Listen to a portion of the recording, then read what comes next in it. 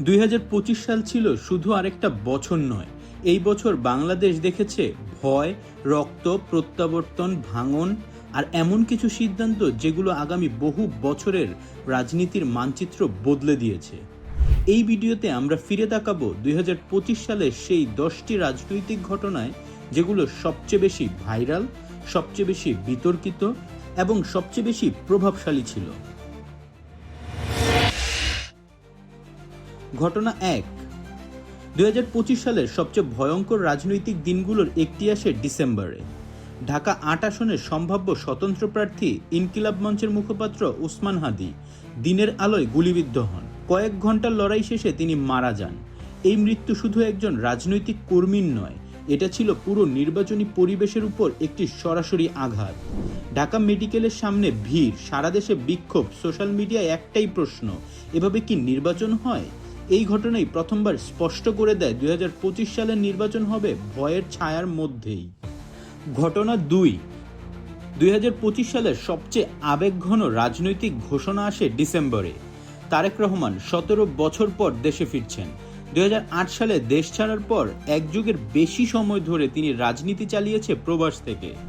এই দীর্ঘ সময়ে তিনি ছিলেন বিএনপির কৌশল নির্ধারক, আন্দোলনের ঘোষক এবং সবচেয়ে আলোচিত অনুপস্থিত নেতা। 25শে ডিসেম্বর তার দেশে ফেরার ঘোষণা বিএনপি সমর্থকদের কাছে ছিল রাজনৈতিক পুনর্জন্ম, আর প্রতিপক্ষের কাছে একটি বড় চ্যালেঞ্জ। ঘটনা 3। 2025 সালের সবচেয়ে বিতর্কিত সিদ্ধান্ত আসে নভেম্বর মাসে। জাতীয় সংসদ নির্বাচন ও গণভোট একই দিনে। একটি ব্যালটে সরকার, আরেকটিতে রাষ্ট্রের ভবিষ্যৎ কাঠামো।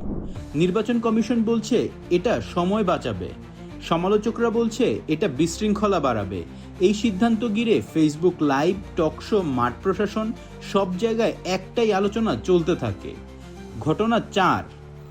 2025 সালে আওয়ামী লীগ ছিল সবচেয়ে আলোচিত অথচ সবচেয়ে অনুপস্থিত দল নিষিদ্ধ হয়নি, কিন্তু রাজনৈতিক কার্যক্রম স্থগিত। এই অদ্ভুত বাস্তবতা দেশের রাজনীতিতে তৈরি করে একটি শূন্যস্থান। অনেকে প্রশ্ন তুলে, এই শূন্যতা কে পূরণ করবে? এই প্রশ্নই জন্ম দেয় নতুন মেরুকরণের। ঘটনা 5। 2025 সালে সবচেয়ে দৃশ্যমান উত্থান ঘটে জামায়াত ইসলামীর।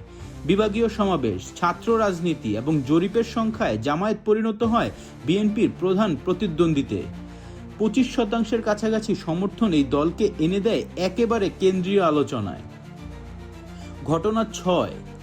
এক সময়ের মিত্ররা 2025 সালে পরিণত হয় প্রকাশ্য প্রতিপক্ষে। বিএনপি আক্রমণ করে মুক্তিযুদ্ধের প্রশ্নে, জামায়াত আক্রমণ করে দুর্নীতি ও চাঁদাবাজির অভিযোগে। এই কথার যুদ্ধ শুধু নেতাদের মধ্যে সীমাবদ্ধ থাকেনি, কর্মী, সমর্থক, এমনকি মাঠেও সংঘর্ষ হয়েছে। ঘটনা 7। 2025 সালের রাজনীতির নতুন ভাষা ছিল আন্ডারস্ট্যান্ডিং। বিএনপি শরিকদের আসন ছাড়ে। মান্না, সাকি, নুরুল হক, ববি হাজ্জাজ সবাইকে আলাদা আসনে দাঁড় করানো হয়। এটা ছিল জাতীয় সরকার ভাবনার প্রথম বাস্তব পরীক্ষা। ঘটনা 8। 2025 সালের শেষ ভাগে নির্বাচনের সবচেয়ে বড় সংখ্যা হয়ে দাঁড়ায় অবৈধ অস্ত্র, সোশ্যাল মিডিয়ার গুজব, এআই ভিত্তিক অপপ্রচার। প্রশাসন স্বীকার করে সব অস্ত্র এখনো উদ্ধার হয়নি। এই স্বীকারোক্তি মানুষের ভয় বাড়িয়ে দেয়। ঘটনা 9। ডিসেম্বরে প্রকাশিত প্রথম আলোর জরিপ পুরো রাজনীতির হিসাব বদলে দেয়। বিএনপি এগিয়ে, জামায়াত শক্ত অবস্থানে, আওয়ামী লীগ সীমিত সমর্থনে। কিন্তু সবচেয়ে বড় তথ্য, মানুষ ভোট দিতে চায় কিন্তু ভয় পাচ্ছে। ঘটনা 10। 2025 সালের শেষে দেশ দাঁড়িয়ে আছে দুইটি অনুভূতির মাঝে। একদিকে আশা, ভোটের মাধ্যমে পরিবর্তন, অন্যদিকে শঙ্কা, সহিংসতা, ভয়, ষড়যন্ত্র। এই দ্বন্দ্বই 2025 সালের শেষ রাজনৈতিক বাস্তবতা। 2025 সাল আমাদের শিখিয়েছে রাজনীতি এখন শুধু নেতাদের খেলা নয়, এটা মানুষের নিরাপত্তা, মানসিকতা এবং ভবিষ্যতের প্রশ্ন। হাদি মারা গেছেন, তারেক ফিরেছেন, আর দেশ দাঁড়িয়ে আছে একটি ঐতিহাসিক নির্বাচনের সামনে।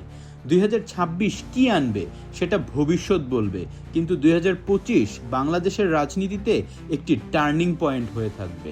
আপনি কি ভাবছেন? নিচে কমেন্ট করে জানাবেন। ধন্যবাদ।